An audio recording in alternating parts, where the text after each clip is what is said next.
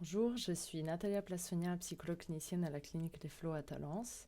Dans le cadre de la semaine de l'obésité organisée par la clinique, je vais présenter les différentes causes et conséquences de l'obésité.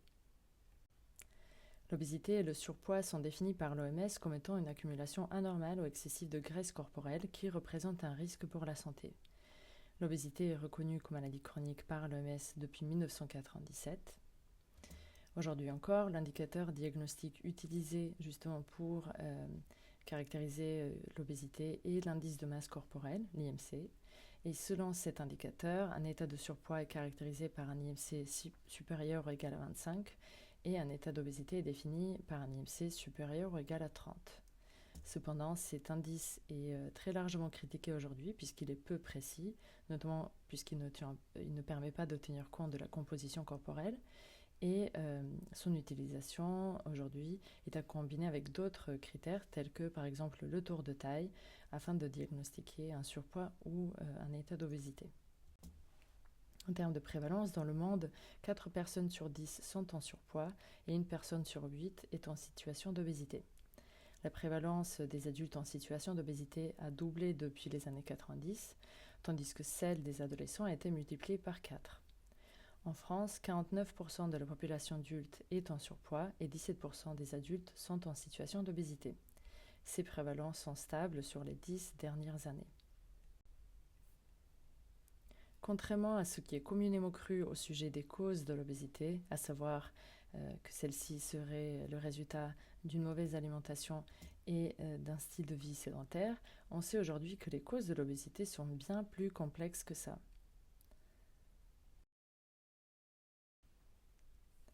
Et justement, les différentes causes de l'obésité sont illustrées par cette map de l'obésité qui permet de voir la complexité de ces différentes causes. Cette map met en évidence l'impact des différents facteurs sur la balance énergétique, tels que par exemple le facteur social, le facteur psychologique, le facteur en lien avec l'activité physique, l'environnement, mais aussi la physiologie et l'alimentation. Donc les causes de l'obésité sont très nombreuses et plurifactorielles. Certes, la cause principale du surpoids et de l'obésité repose sur un déséquilibre entre l'apport énergétique et la dépense énergétique, mais cette réalité est bien plus complexe que ça. L'augmentation des tailles des portions, la grande disponibilité des aliments transformés, voire ultra transformés, trop riches en sucre, en sel et en gras, associée à une sédentarité accrue, joue effectivement un rôle incontestable dans l'émergence du surpoids et de l'obésité, puisqu'ils vont venir déséquilibrer le rapport entre l'énergie ingérée et l'énergie dépensée. Cependant, c'est insuffisant et dangereux de s'arrêter là dans la compréhension et par la suite la prise en charge de l'obésité, notamment parce qu'on sait que certaines personnes prennent en effet plus de poids que d'autres, alors qu'elles ont les mêmes modes de vie. Donc d'où proviennent cette inégalité ? Ça veut forcément dire qu'il y a d'autres facteurs qui rentrent en jeu. Et justement, un de ces facteurs sont les gènes. En effet, plus de 140 régions chromosomiques liées à l'obésité ont été identifiées, suggérant ainsi qu'il existerait une prédisposition génétique à celle-ci. Il faut savoir que les causes purement génétiques de l'obésité sont très rares, mais même si chaque gène pris de manière individuelle n'exerce qu'un faible rôle sur le poids, la contribution de ces gènes devient significative lorsqu'ils interagissent avec des facteurs externes. Et justement, cette interaction entre les gènes et les facteurs environnementaux peut mener à ce qu'on appelle des modifications épigénétiques. Par modification épigénétique, on comprend des modifications chimiques de l'ADN qui vont venir altérer l'expression des gènes, mais le code génétique, lui, reste inchangé. Ceci peut être dû à l'exposition à certains facteurs in utero, à certains polluants, à de l'hygiène de vie, au style de vie, etc. Le rôle des facteurs épigénétiques est d'ailleurs de plus en plus étudié et reconnu dans le cadre de l'obésité. Tout comme l'épigénétique, le microbiote intestinal ou la flore intestinale attise aussi de plus en plus l'attention des chercheurs qui étudient les mécanismes conduisant à la prise de poids. La flore intestinale désigne tout un ensemble de micro-organismes, donc des bactéries, des virus, des parasites et des champignons, qui contribuent en fonction digestive, métabolique, immunitaire et neurologique de notre organisme. Il a donc un rôle important, notamment dans les maladies auto-immunes et inflammatoires. Il a été observé que la composition et les fonctions du microbiote intestinal peuvent être associées à une vulnérabilité plus ou moins importante pour développer des maladies métaboliques liées à l'obésité. L'horloge biologique, aussi appelée horloge interne, représente l'ensemble des mécanismes biochimiques et physiologiques qui permettent une activité rythmique de notre organisme. Nous savons aujourd'hui qu'il existe un lien entre les perturbations de l'horloge interne et le surpoids. En effet, le sommeil insuffisant, les horaires non fixes, les repas non réguliers, le travail de nuit, etc. peuvent tous perturber le sommeil, et ces perturbations peuvent provoquer des anomalies au niveau de l'immunité, du métabolisme et du contrôle de l'appétit. Ces différentes perturbations mènent donc de manière indirecte à une prise de poids. Parmi les différentes causes de l'obésité, on retrouve également le facteur environnemental. L'obésité peut en effet être conditionnée par l'environnement, ou plutôt les environnements dans lesquels évoluent les personnes, et ce aussi bien à un stade précoce que tout au long de la vie. Ces environnements sont très variés. Justement, un de ces environnements est l'environnement agroalimentaire. Plus précisément, cet environnement comprend tout ce qui concerne la composition, la qualité, la disponibilité des aliments. Et donc, par exemple, certaines personnes sont obligées, soit pour des raisons financières, soit pour des raisons de non-disponibilité d'autres alternatives, de consommer des aliments transformés ou des aliments qui sont de mauvaise qualité nutritionnelle. L'environnement physique joue également un rôle important dans l'apparition et le maintien du surpoids au travers des aménagements, ou devrais-je plutôt dire des non-aménagements urbains, et au travers du manque d'infrastructures. L'environnement socio-culturel, qui comprend notamment la publicité, les normes sociales et les médias, peut également avoir un impact dans l'apparition et le maintien du surpoids. Par exemple, on sait aujourd'hui que les réseaux sociaux et les images retouchées sont associés à une plus faible estime de soi, à une insatisfaction corporelle plus importante, ainsi qu'à des comportements alimentaires pathologiques, comme par exemple le fait de faire des régimes restrictifs qui, s'ils sont pratiqués longtemps, peuvent conduire à un effet yo-yo et ainsi contribuer à l'installation d'une obésité. Ceci montre donc comment un aspect de cet environnement socio-culturel peut avoir des répercussions importantes sur les personnes. Par ailleurs, lorsque ces environnements contribuent ou favorisent l'apparition du surpoids, ils sont qualifiés d'environnements obésogènes.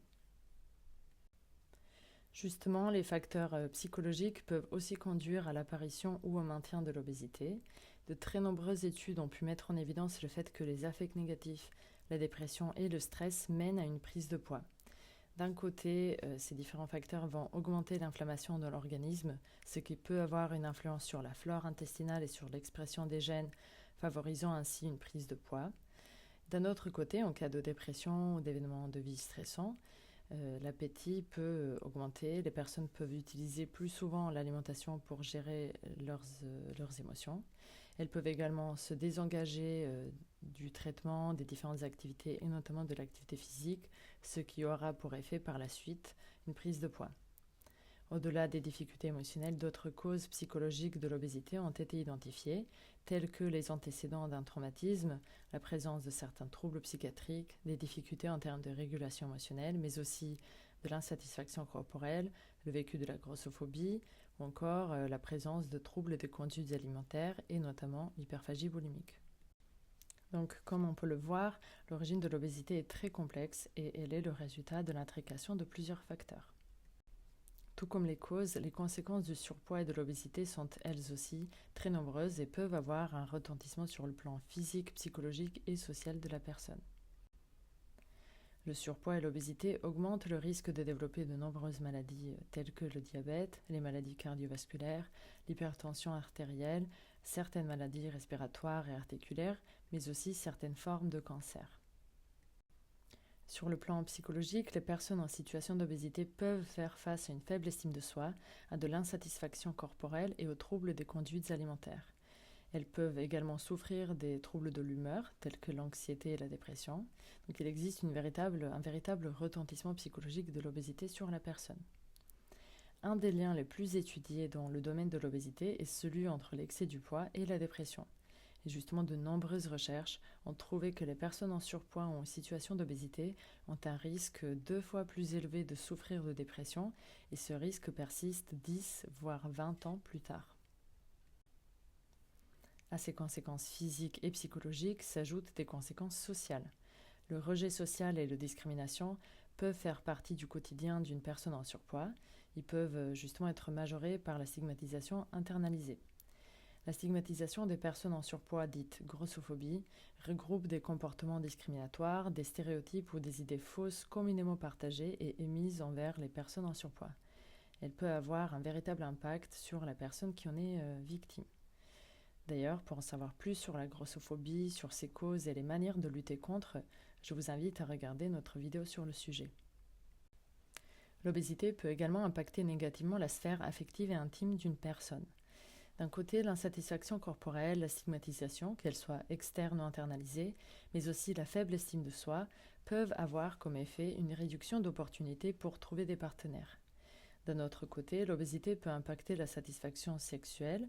Sur le plan physiologique et médical, les personnes en situation d'obésité peuvent être confrontées à des troubles sexuels, tels que des troubles de l'érection, des difficultés lors de la pénétration, mais aussi sur le plan relationnel et psychologique, le fait de se croire pas désirable, de douter de ses capacités ou bien ressentir de la fatigue et de l'essoufflement lors des rapports peut contribuer à une baisse générale du désir. Les conséquences de l'obésité sont également très diverses et concernent différentes sphères de vie et nécessitent de ce fait une prise en charge pluridisciplinaire. Aujourd'hui, de nombreuses prises en charge se sont développées et sont proposées aux personnes concernées par le surpoids et l'obésité. Un des axes de prise en charge concerne la réduction de la sédentarité. Selon certaines recherches, lorsque combinée à un régime alimentaire équilibré, l'activité physique permet aux personnes de perdre du poids. Mais d'autres auteurs précisent que l'activité physique toute seule permettrait uniquement de prévenir la prise de poids ou de maintenir un certain poids, mais ne permettrait pas d'obtenir une perte de poids. De toute manière, au-delà du poids, de nombreux bénéfices de l'activité physique ont pu être observés, notamment sur l'aspect physique général, sur la réduction des limitations fonctionnelles, ainsi que des aspects bénéfiques sur l'humeur et la qualité de vie. L'activité physique, à elle toute seule, ne suffit donc pas pour prendre en charge l'obésité, mais elle apporte de nombreux bénéfices et constitue un véritable apport dans la prise en charge de l'obésité. La prise en charge diététique de l'obésité repose sur l'acquisition et l'établissement de certaines habitudes alimentaires. Elle peut porter sur la mise en place d'une alimentation variée, l'introduction de davantage d'aliments frais dans l'alimentation, sur les apports suffisants de chacune des catégories alimentaires ou encore sur l'optimisation des repas. Cependant, les approches restrictives au travers des régimes hypocaloriques sont contre-productives. Les régimes visant à réduire l'apport calorique des personnes en imposant des règles sans tenir compte ni de l'appétit de la personne ni des signaux de faim et de satiété instaurent ce qu'on appelle la restriction cognitive. Il s'agit de l'intention volontaire de contrôler son appétit alimentaire et son apport, et ceci a pour effet de dérégler des sensations internes de faim et de satiété, ainsi que de contribuer aux axes hyperphagiques, voire au développement des troubles des conduites alimentaires. La restriction cognitive induit très souvent de la culpabilité et un rapport très délétère à l'alimentation. Même si la restriction permet une perte de poids, celle-ci est souvent à très court terme et elle est quasi systématiquement accompagnée de la reprise de poids, souvent même plus importante que le poids initial. Il s'agit du fameux effet yo-yo. De ce fait, les régimes hypocaloriques sont inefficaces sur le long terme et peuvent être très néfastes. La chirurgie bariatrique ou la chirurgie de l'obésité consiste en la réduction de la taille de l'estomac dans le but de justement réduire le poids de la personne. Elle est proposée aux personnes ayant un IMC supérieur à 40 ou un IMC de 35 lorsqu'il est accompagné de comorbidités, et elle est proposée après qu'il y ait eu un échec d'un traitement médical, nutritionnel, diététique et psychothérapeutique. Tout de même, cette intervention ne représente pas un acte anodin sans conséquences indésirables. Elle induit des changements de style de vie importants et permanents. De plus, des troubles digestifs, nutritionnels, médicaux et psychiatriques en sont le résultat, parfois, tout comme une reprise de poids pour certaines personnes. Donc un suivi pluridisciplinaire pré- et post-opératoire de qualité et long est nécessaire afin d'assurer la bonne santé de la personne qui bénéficie de cette prise en charge.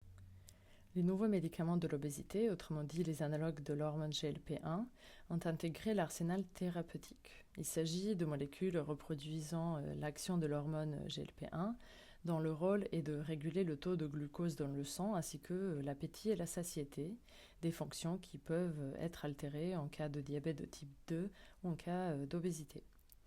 Leur efficacité sur la perte de poids est avérée, cependant ces traitements comportent des effets secondaires nombreux et une surveillance et une adaptation des doses nécessitent des suivis à long terme. Les recommandations actuelles préconisent leur mise en place, notamment lorsqu'elle est associée à des changements d'habitudes de santé, c'est-à-dire des changements au niveau de l'alimentation, de l'activité physique générale, ainsi que la mise en place d'un suivi psychologique si besoin. L'accompagnement psychologique et la psychothérapie fait de plus en plus partie de la prise en charge proposée et conseillée aux personnes en surpoids. Différentes approches existent avec des efficacités variées telles que l'approche cognitivo-comportementale, la pleine conscience, des thérapies familiales, ainsi que de l'EMDR ou encore de l'hypnose. Il existe un très grand choix de thérapies et d'approches et elles sont surtout efficaces lorsqu'elles s'inscrivent dans une prise en charge pluridisciplinaire. Les approches corporelles et émotionnelles sont également proposées dans le cadre de la prise en charge de l'obésité, notamment parce qu'elles permettent de travailler les différents aspects physiques, corporels, ainsi que les émotions et les sensations. Les différentes approches telles que par exemple la psychomotricité, l'ergothérapie, la kinésithérapie permettent justement de travailler certains aspects, de rééduquer aussi certaines parties du corps, ainsi que de développer certaines compétences ou encore d'adapter le quotidien de la personne à ses besoins et à son handicap si jamais il y en a un. Finalement, la recherche s'accorde sur le fait qu'une prise en charge efficace de l'obésité est une prise en charge pluridisciplinaire, incluant différents professionnels et permettant d'aborder les différents besoins et difficultés de la personne. De plus, on sait aujourd'hui que les suivis les plus efficaces sont ceux qui sont réguliers et qui s'inscrivent dans la durée. J'ai mis à disposition la bibliographie des références citées dans cette présentation, ainsi que celles qui pourraient vous intéresser si vous souhaitez approfondir certaines notions.